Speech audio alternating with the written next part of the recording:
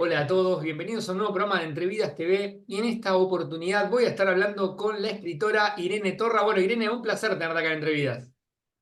Hola, muchas gracias. Un placer mío también. Bueno, sos de Madrid, sos poeta y además sos docente universitaria. Sí. Bueno, actualmente estás en Madrid. Sí, ahora mismo estoy en Madrid. He vivido en París mucho tiempo, pero ahora estoy de vuelta en Madrid. Bueno, y además de todas las cosas que haces, coordinás también, ¿no? Un grupo. Sí, ahora mismo estoy con un proyecto que se llama Casa Poética y es un grupo de análisis de poesía. Entonces, realmente lo que hacemos es juntarnos pues una vez a la semana con personas que siempre se presentan diciendo yo no soy poeta, pero en realidad son todos grandes amantes de la poesía y muchos de ellos pues también escritores, ¿no? Y nos juntamos para analizar un poema. Cada semana es un poema diferente. Trabajo sobre todo en literatura latinoamericana. Entonces, bueno, pues es un grupo en el que simplemente leemos y analizamos de manera colaborativa y bueno, pues es un proyecto muy chulo, la verdad. Y hay en Instagram lo pueden encontrar en casapoética.madrid, ¿no? Así de paso, la gente que quiere Estamos. ver un Sí, poquito. además, bueno, estamos en Madrid, pero también hay un grupo online, o sea que es, bueno, pues es abierto, ¿no? Puede venir gente de todo el mundo. Bueno, viste, Tenemos creo gente que realmente. desde la pandemia se ha sumado muchas cosas, ¿no? Todas virtuales y está bueno también para acercar gente que por ahí está lejos.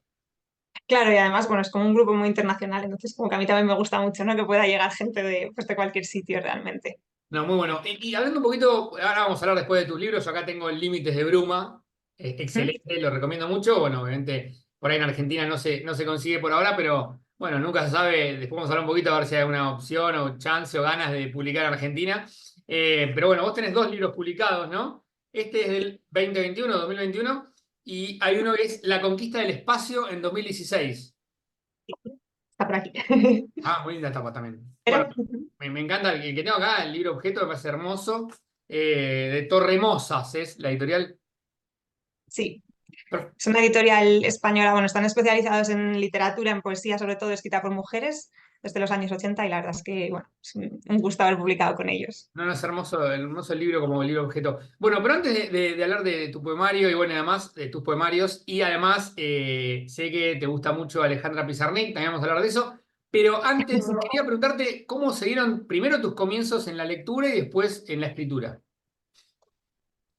Pues realmente comienzos en la lectura yo creo que siempre he leído, ¿no? De hecho, de pequeña pintaba y mi madre siempre me dice, ¿no? Que el día que aprendí a leer dejé de pintar porque fue como Claro. cambié directamente de ámbito.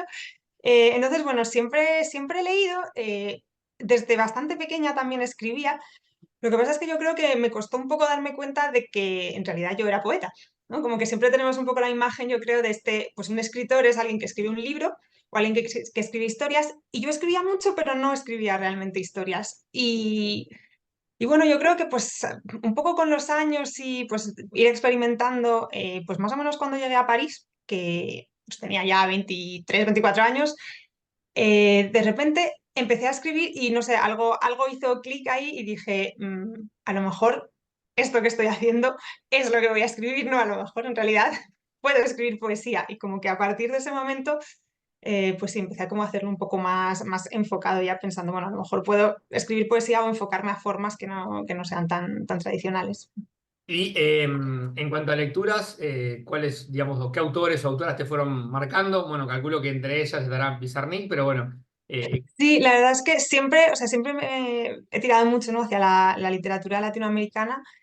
Y bueno, yo creo que sí, o sea, suena un poco a cliché, pero tanto Cortázar como Pizarnik han sido dos grandes influencias. Y sí, como que siempre me han acompañado, ¿no? Un poco en el camino.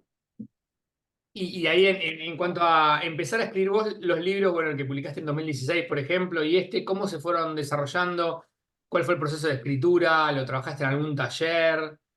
¿Apuntabas digamos, empezaste a escribir pensando en el libro, en un libro, o fuiste escribiendo poemas sueltos hasta que te encontraste que tenías como un contenido uniforme, digamos? Pues realmente no fue muy pensado y es pues bastante autónomo también. Yo, como te digo, pues me mudé a París. Cuando llegué a París, pues no tenía un trabajo muy estable, ¿no? Estaba pues trabajando de au pair, cuidaba a niños y eso que podía parecer como una decisión un poco inadecuada para algunas personas en algún momento, en realidad lo que me proporcionó fue muchísimo tiempo y de repente pues estaba en París, tenía tiempo, podía leer mucho, podía pasear por allí, ¿no? Quizá también un poco pues siguiendo una estela, no de manera consciente, pero sí de muchos escritores latinoamericanos también que fueron a París y empecé a escribir allí. Y entonces yo creo que poco a poco eso que estaba escribiendo sin una intención necesaria de publicar o de que formase un libro, pues poco a poco se fue constituyendo como tal. Y no sé, siempre me pasa, yo creo que cuando yo estoy escribiendo, ¿no? De manera un poco espontánea y cuando de repente noto que estoy escribiendo algo diferente, ¿no? Ya sea la forma, la temática, como que hay algo que ha cambiado, entonces es cuando miro atrás y digo, a lo mejor ahí hay un libro, ¿no? Entonces como que me paro y digo, bueno, voy a mirar qué es lo que hice antes y a ver si eso se conecta de alguna manera. Y hay que hacer un trabajo un poco de arqueóloga, ¿no? De decir, bueno, entre este material que tengo por aquí, vamos a ver qué sale, vamos a ver cómo se relacionan los textos, los poemas entre ellos y a ver qué sale. Y pues a veces sale un libro. Bueno, y en este primer libro, si buscas un hilo, ¿cuál fue, por ejemplo?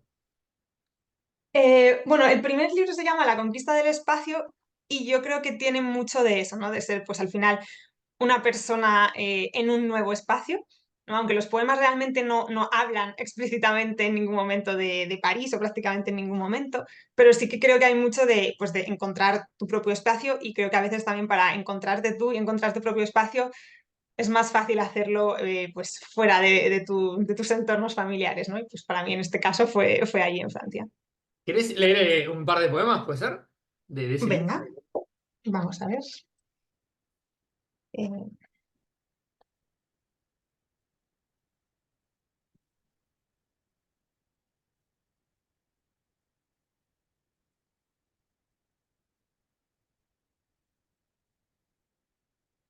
mira, este se llama La huida y dice, tienes que irte con tus obligaciones a la espalda, con tus anhelos y silencios, con tus miedos y ese ligero brillo en la mirada, quién sabe si de llanto o de esperanza. Pero tienes que irte, ahora, antes de que sea tarde y alguien venga a llenarte de piedras los bolsillos. Muy bueno, me gusta mucho.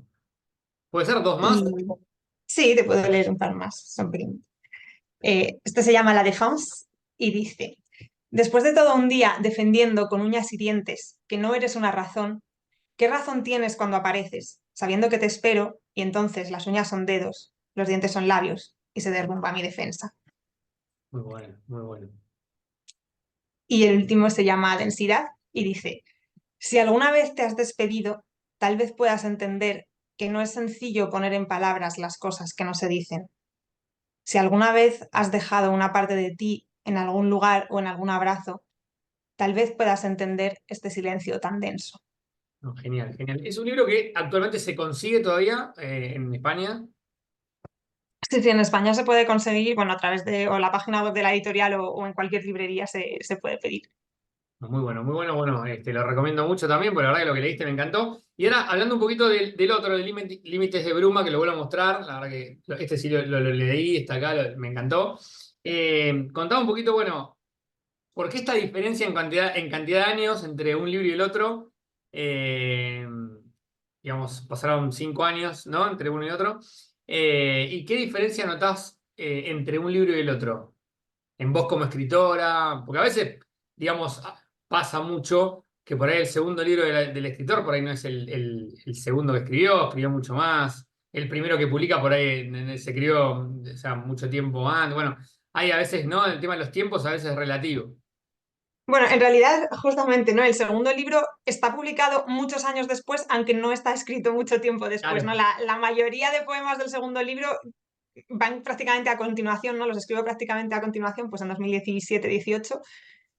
Lo que pasa es que, no sé, yo creo que precisamente por ser el segundo libro, de repente hay como mucha más conciencia, ¿no? El primer libro de alguna manera yo creo que era como más sí, espontáneo y el sí. segundo, bueno, pues tienes como más conciencia de qué estoy haciendo ahora, qué estoy cambiando respecto a lo anterior y como que son poemas también yo creo que más, bueno, a los que les he dedicado como un poquito más de tiempo a nivel formal, sobre todo, ¿no? Estaba, bueno, intentando trabajar de una manera muy condensada. De hecho, el libro, bueno, abre con una cita de Pizarnik y creo que también hay un poco esta parte, ¿no? De bueno, pues de trabajar en esa condensación, ¿no? También bastante influida por esas lecturas.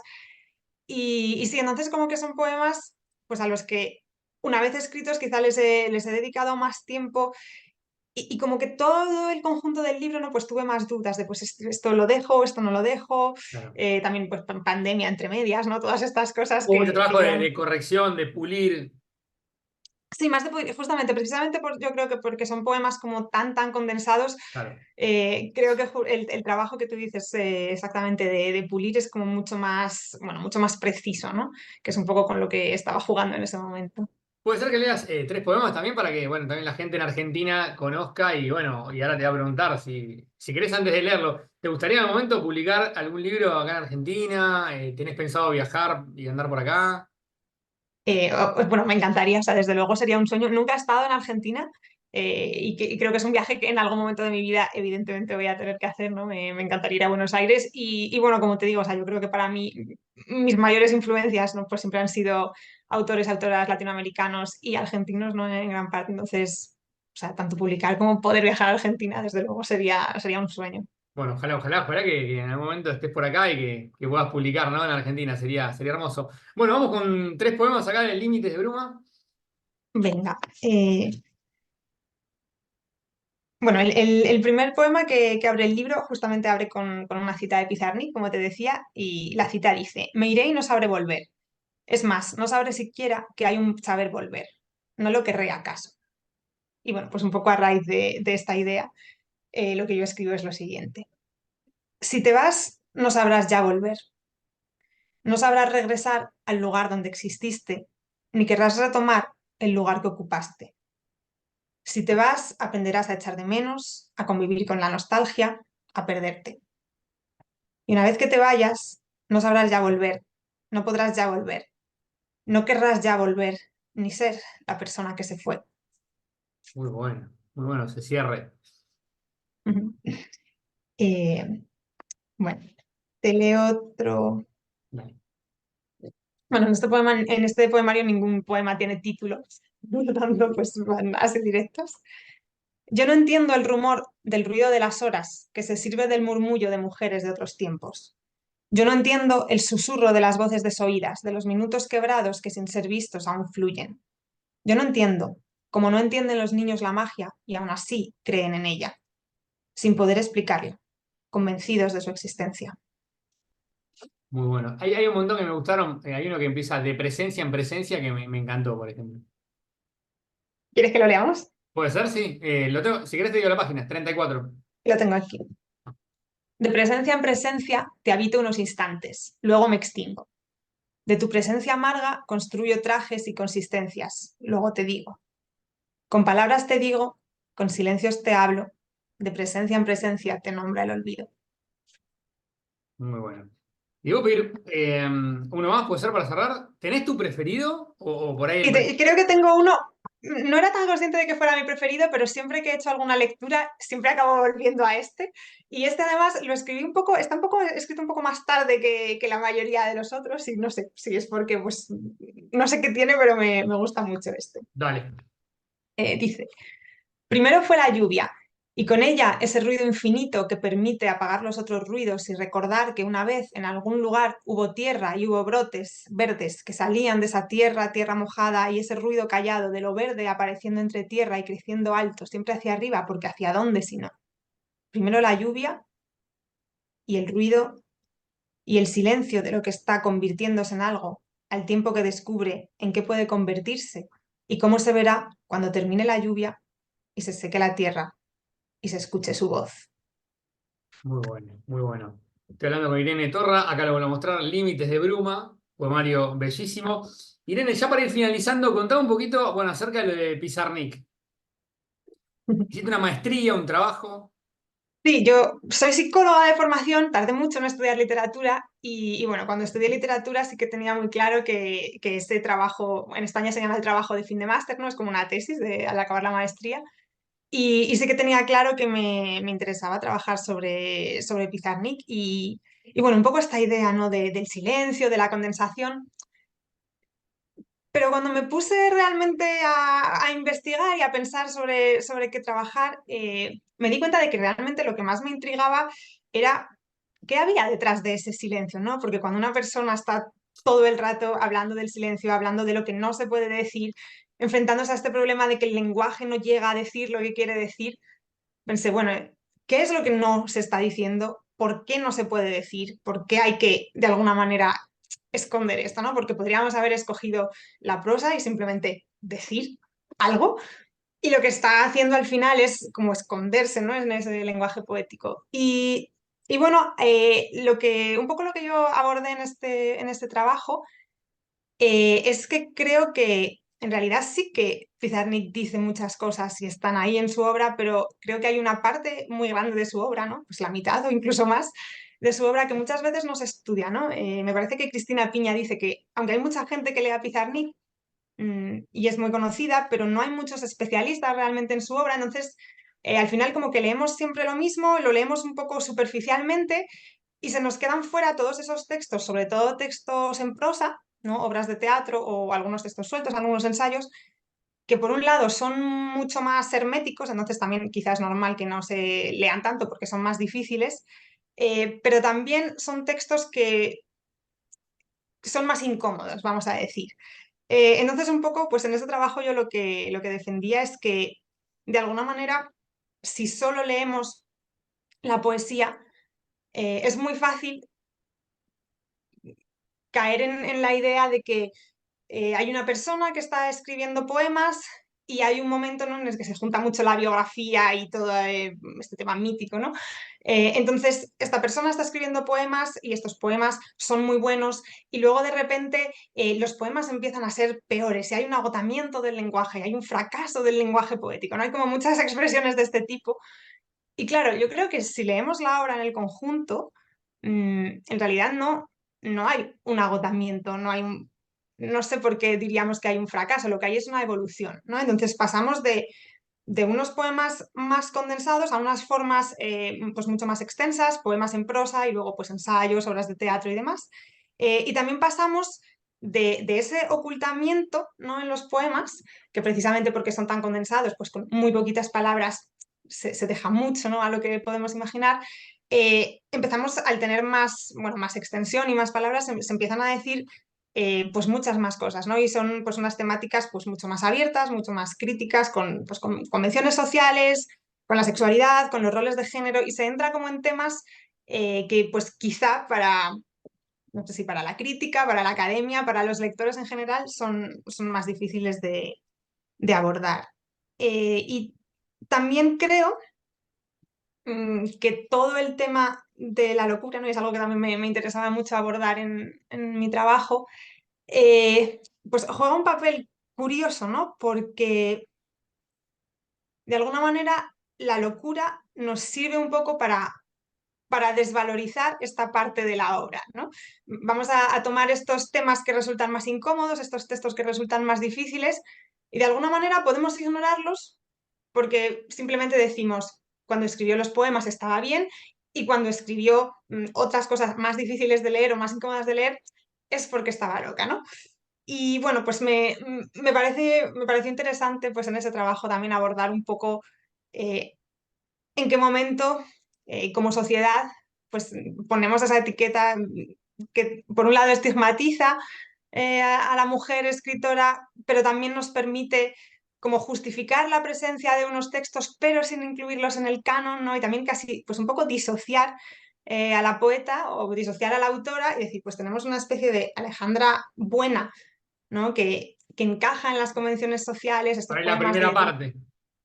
claro, que escribe poemas bonitos y que encajan en el canon y esto es lo que valoramos, y luego una especie de Alejandra mala, que es una mujer adulta que habla de política, que habla de sexualidad, que habla de temas incómodos, pero que podemos dejar ahí de lado. Y no sé, como que muchas veces también como que escuchamos estas ideas, ¿no? De que es que era una persona apolítica y que no estaba implicada.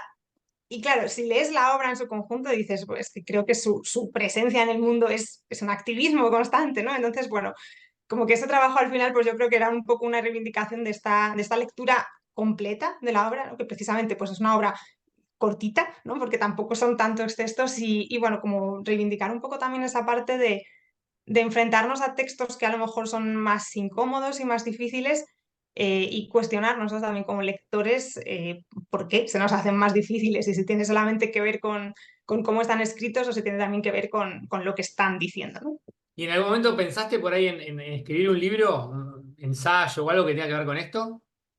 Eh, pues cada vez lo pienso más, no lo había pensado, no sé si un libro, un curso, algo, pero sí porque tengo un poco la sensación de que seguimos, ¿no? Como produciendo muchas cosas en torno a la figura de Pizarnik, pero siempre van todas las cosas en la misma dirección y siempre Claro. repetimos un poco los mismos tópicos. Así que bueno, gracias por el, por el empuje, porque a lo mejor sí que es algo Sí, está bueno y que es debería hacer. interesante. Y por ahí, si no está encima, está bueno, ¿no? Para tocarlo y que aparezca en un libro. Puede ser, es interesante además. Sí, ojalá, la verdad es que sí. Es como algo que, bueno, tengo en la cabeza y ahora hacía como un tiempo que no te agradezco, ¿no? Que me hagas la invitación, porque es verdad que como que lo tenía un poco abandonado y ahora al volver a releerlo también para preparar un poco la entrevista y es como, realmente es que creo que es interesante, ¿no? Creo que hay que, hay que Sí, muy bueno. abordarlo Ahí con tenés una idea de libro brillante, ¿eh? Así que bueno, muchas vamos, gracias. vamos por eso, vamos por eso.